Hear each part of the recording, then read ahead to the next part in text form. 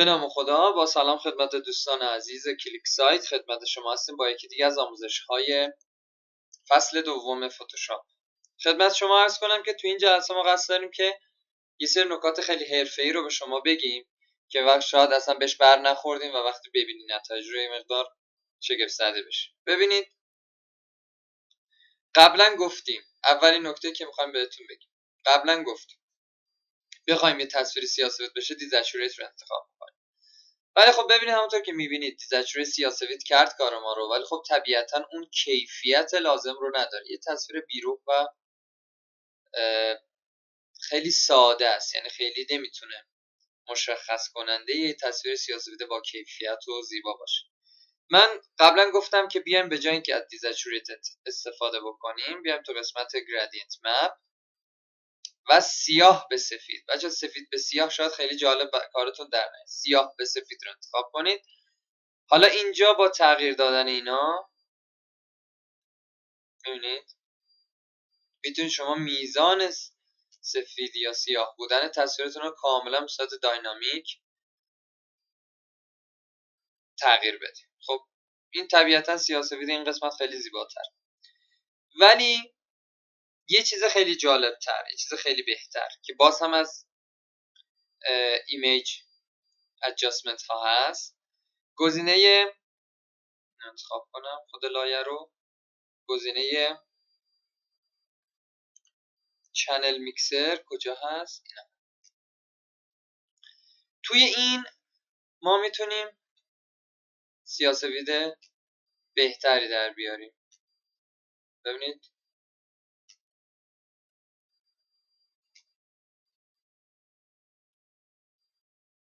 بلک اند وایت قرار میدیم و حالا ببینید خیلی راحت تصاویر رو میتونیم تغییر بدیم و توش دخل و تصرف داشته باشیم. پس حالا این یکی گزینه رو روی آبی میذارم. ببینید درسته تنظیماتش یه مقدار پیچیده تره، ولی خب ببینید نگاه کنید رنگ آبی رو من دارم به سیاه میبرم. آقا این سیاه سفید کجا و اون سیاه سفید دیزچوری. ببینید خیلی، ببین این تصویر چقدر قشنگتره. حالا بالاخره یه زمانی شما قرار نیست همیشه کاراتون طبیعی به نظر بیاد، زمانی اصلا کار قرار فانتزی بشه. خب اینو به راحتی شما میتونین تغییر بدین. نکنین که قرمز خیلی همه تصویر آبی رو ببینه، آسمانشو و همیشه. حالا باز توی این قسمت ما داریم گزینه لایه چنل میکسر رو، لازم نیست که حتما رو خود لایه‌مان بشه. حالا اینو ببینید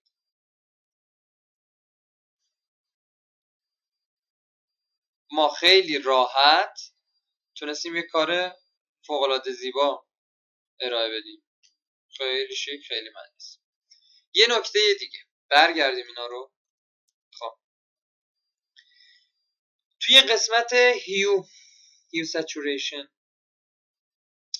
یه کالرایز داریم. ما تیک رو که بزنین کارتون تک رنگ میشه. ببینید تموم شد و رفت. به همین راحتی شما میتونین کارتون رو تک رنگ بکنید. این نکته رو قبلا بهتون نگفته بودم، الان این قسمت بهتون گفتم. به همین راحتی. این از ابزار چنل میکسر، پس یادمون نره چنل میکسر یا گرادینت مپ. حالا بستگی، من چنل میکسر خب میگم امکاناتش خیلی بیشتره، ولی باز گرادینت مپ هم برای یک سیاه‌سفید خیلی بهتر است استفاده دیزچوریت هست. اما نکات دیگه، فرض کنید که میخواید که بلندینگ آپشن بذارین برای این تصویر. یعنی خیلی نکته خاصی نیست، این بیشتر کار کاربردیه. من استروک میدم، نمیدونم مثلا یه پترن به همچین شکلی میدم، میام گزینه‌ای میخوام این سیو بشه، این افکتی که دادم میخوام سیو بشه، نیو استایل رو میزنم، اسم استایلم رو میذارم کلیک سایت. اوکی، میرم حالا تو قسمت استایل و اینجا میبینید که اسم چیه؟ کلیک سایت تمام شد رفت اضافه شد دیگه. اینا خودشون آمادن دیگه، خیلی هم مزخرفن. اینا مال ماست دیگه. کلیک سایت اضافه شد. حالا اگه نبود برین توی قسمت ویندوز استایل تیکش رو بزنین میاد پنجره تمام شد. اینم خیلی نکته مهمی نم گفتم، این نکته بیشتر کاربردی. و اما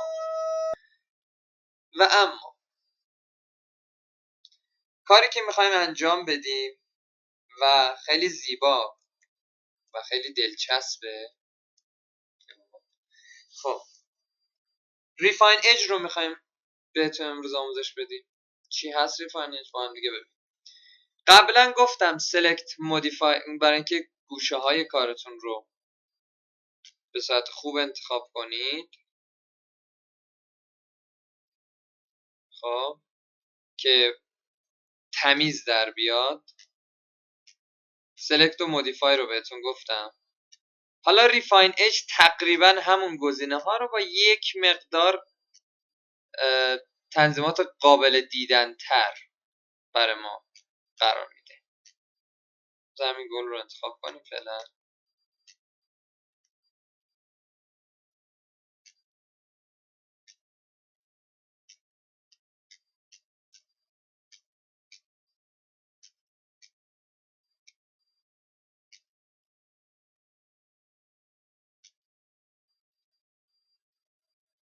خب میرم قسمت سلکت ریفاین اج. خب ببینید اسموس لبه ها رو ببینید، نکنید داره تغییر میکنه. ببینید داره نرم میکنه. این حالت اولیه من، هیچ اسموسی نداره، هیچ نرمی نداره. تا آخر ببینید گیر میکنه. فدر چیکار میکنه؟ ببینید خیلی کرده. کنارا رو داره چیکار میکنه؟ محو. کنتراست چیکار میکنه؟ ببینید داره از کنارا هی باز میکنه برای من، در حالی که من میخوام کاملا بسته باشه. ردیوس چی؟ نکنید. اینا چی هست؟ میبینید داره عکس من رو کم میکنه. به همین راحتی ریفاین اج برای من چیکار کرد؟ این بقولی تصویر رو برای من برید. اوکی رو میزنم. ببینید کجا رو انتخاب کرد. حالا میگم select inverse و روی دیلیت شد. حالا این که این گوشه ها یه مقدار آبی داره، خب این از انتخاب بد خودمون بوده دیگه. وگرنه ببینید کنارهایی که درست ما انتخاب کرده بودیم، یعنی کاملا قسمت آبی رو حذف کردیم، اصلا بریده نیست، کاملا خوب و سالمه. الان که من خیلی زوم کردم پیکسلاش مشخص شده، وگرنه ببینید در حالت عادی یک انتخاب خیلی خوب. بعد از این گزینه یک کار خیلی زیبا میخوایم ما هم دیگه انجام بدیم و اینجاست که ما میفهمیم که لایه قفل چیکار داره میکنه. بچه بیاین یک قسمتی از تصویر رو انتخاب کنید. من میخوام این چی، حالا اشباه چی، این میخوام کاملا از تصویرم پاک بشه، به شرط که تصویر قفل باشه. میام دیلیت ناحیه رو انتخاب میکنم، دیلیت رو میزنم. مطمئن میشم که کانتنت رو نوشته کانتنت اویر. اوکی رو میزنم. پاکه. خیلی راحت پاکه. درسته. ببینید نکنید این زیر این قسمت رو ببینید.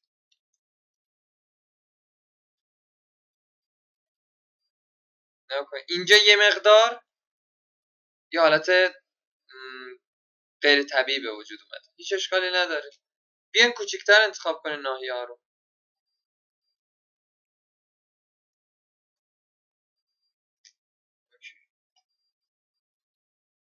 به شدت این روش به درد میخوره. حالا نبینین که در میاد.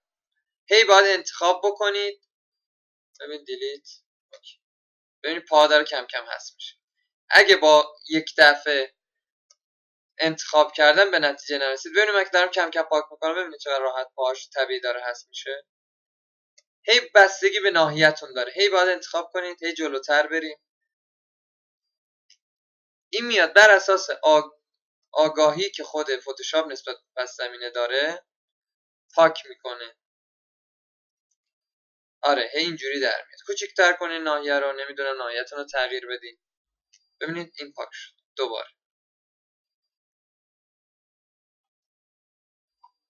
پاک شد.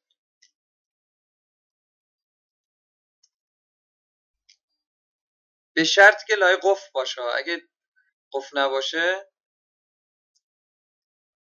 به این من دارم دیلیت میزنم و هر سری که این آیه رو انتخاب میکنم دیلیت رو میزنم. ببینید باز این قسمت پاک شد.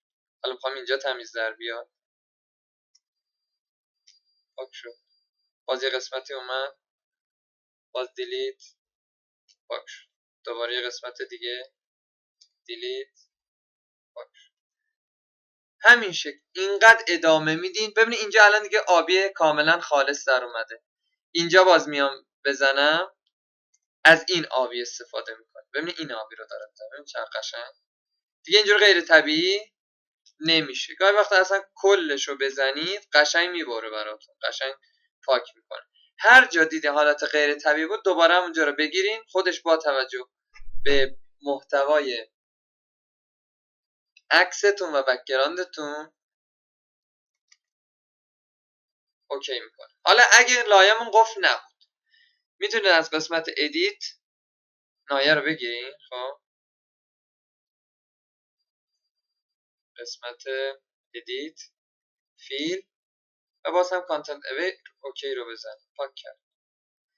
باز دوباره بگیرین ادیت فیل و کانتنت پاک میکنه. ما به همین راحتی میتونیم یه قسمتی رو پاک کنیم. دیدیم روی خیلی از نوشته ها ببینید بچه اینا اصلا خیلی راحت حذف شدنی ها. نگه چی در آورد. نه خیلی راحت اینقدر این کار رو انجام بده تا تصویر یک دست بشه. من امتحان کردم خیلی از پروژه ها فوق العاده به درد می‌خوره. شما یه زمانی ممکن مثلا این تصویر رو طرف زده بعد لوگوی سایت هم زده مثلا کلیک سایت تا تیار. اینو من کامل در آوردم. عکس بک‌گراند کامل موند ولی اون لوگو حذف شد. به همین راحت و از عکس استفاده کرد. گزینه بعدی استفاده از ابزار پاک کن نه ایریزر تول بک‌گراند ایریزر تول. سه تا گزینه داره. این گزینه رو میزنم. خب شروع میکنم پاک کردن. کلا پاک میکنه. چرا؟ چون همزمان داره یک رنگ جدیدی رو پاک میکنه. الان توی آبیا دارم پاک میکنم. برم توی زرد میگم زردم پاک کن. قرمزم پاک. این است. و اما میام رنگی که انتخاب میکنم این رنگ چیه؟ وانس. آلت رو میگیرم کلیک میکنم. رنگ آبی انتخاب شد. حالا دیگه من بکشم فقط قاعدتاً باید درست شد. ببینید من دارم رو گله میکشم ولی فقط داره آسمون رو پاک میکنم. ببینید چقدر قشنگ. پاک کن اینطور نبود دیگه یادتونه؟ به همین راحتی آلت گرفتم زدم حالا دارم پاک میکنم. اصلا به گلا کار نداره فقط پس زمینه رو داره پاک میکنه. حالا سبز رو انتخاب کنم بازم به گلا کاری نداره. البته چون سبز و زرد به هم نزدیکن بازم باید تنظیمات تلورنس داشته باشیم. به همین راحتی ببینید بازم میگم این یه جاهایی به در میخوره. ببین مثلا اینجا من آسمون رو خیلی راحت پاک کردم.